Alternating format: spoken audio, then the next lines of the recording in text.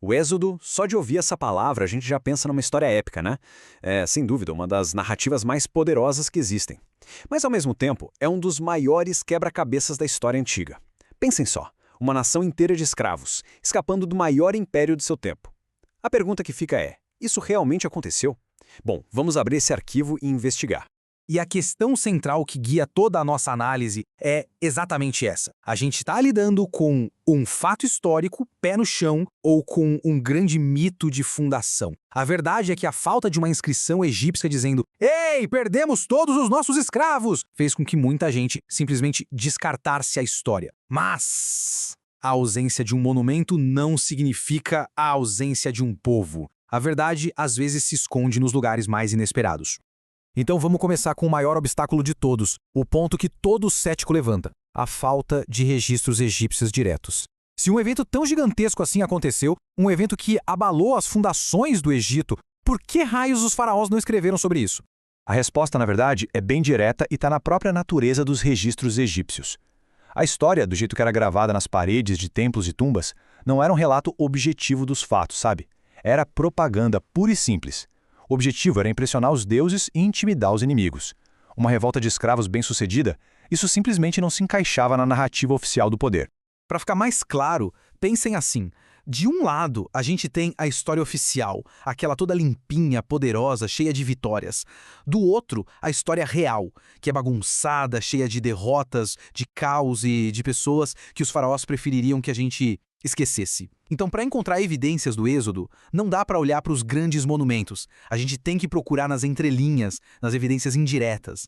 Ok, se não existem registros diretos, por onde a gente começa a procurar? Bom, vamos começar buscando as pegadas de um povo semita, aqueles povos do Antigo Oriente Próximo, como os descritos na Bíblia, que viviam no Egito. A primeira pergunta é, eles estavam mesmo lá? E a nossa primeira pista vem lá da tumba de Beni Hassan, datada de mais ou menos 1890 a.C.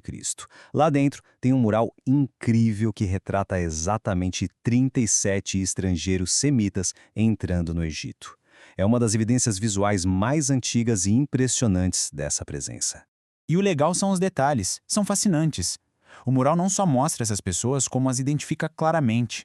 As roupas coloridas, as barbas, o estilo, até o nome do líder deles, Abishai, um nome semita clássico.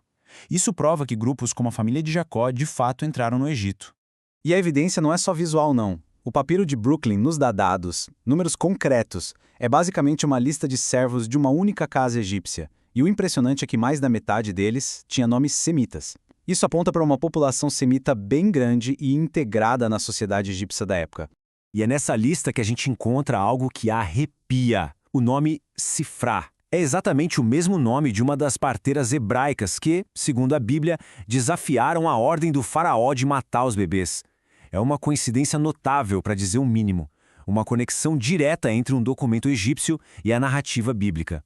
E a vida desses servos, olha, não era nada fácil. Essa inscrição, que vem do túmulo do vizir Rekhmiré, é brutalmente clara. Ela mostra escravos semitas fabricando tijolos para as cidades celeiros de Pitom e Pi-Ramsés, sob a ameaça de um capataz. A imagem é quase uma fotografia da descrição bíblica da escravidão. Bom, já estabelecemos a presença semita e a realidade da escravidão. Agora vamos para a próxima fase da investigação.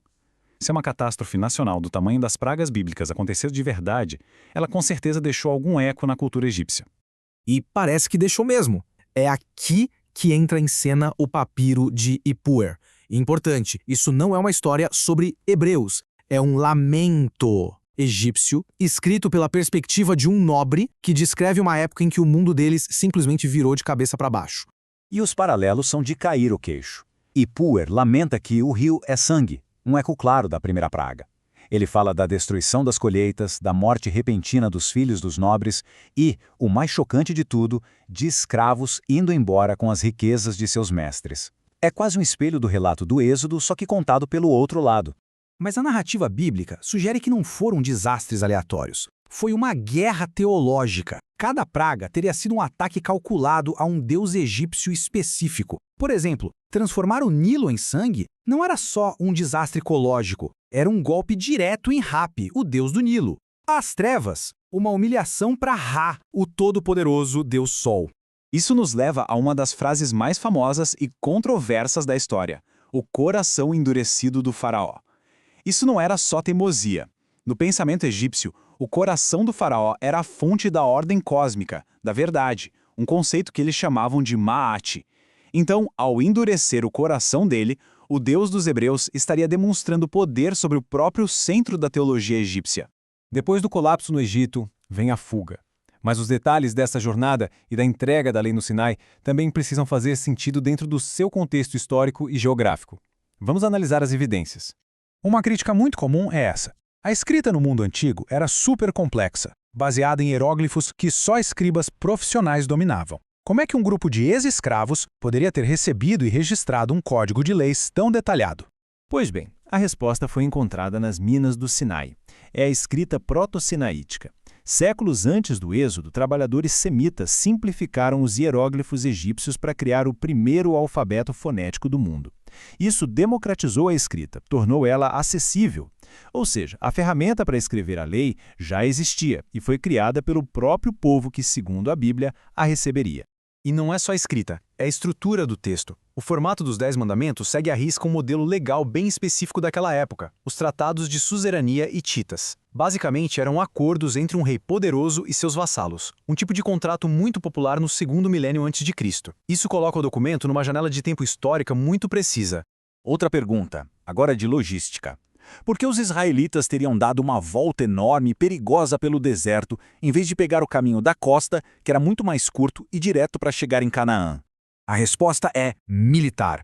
Aquele caminho mais curto era, na verdade, uma armadilha mortal. A arqueologia revelou uma cadeia de fortalezas egípcias ao longo da costa, construídas especificamente para impedir que escravos fugissem para Canaã.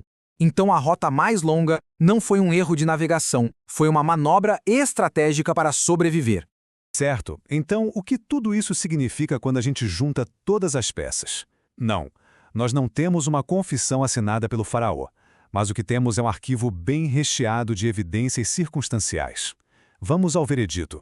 Olhando isoladamente, nenhuma dessas evidências prova o êxodo. O ponto crucial aqui é o caso cumulativo. É o mural de Beni Hassan e o papiro de Brooklyn mostrando a presença semita. É o papiro de Ipué ecoando o caos no Egito. É a escrita proto-sinaítica fornecendo o alfabeto. São os tratados hititas dando a estrutura legal e são as fortalezas de Horus explicando a rota de fuga.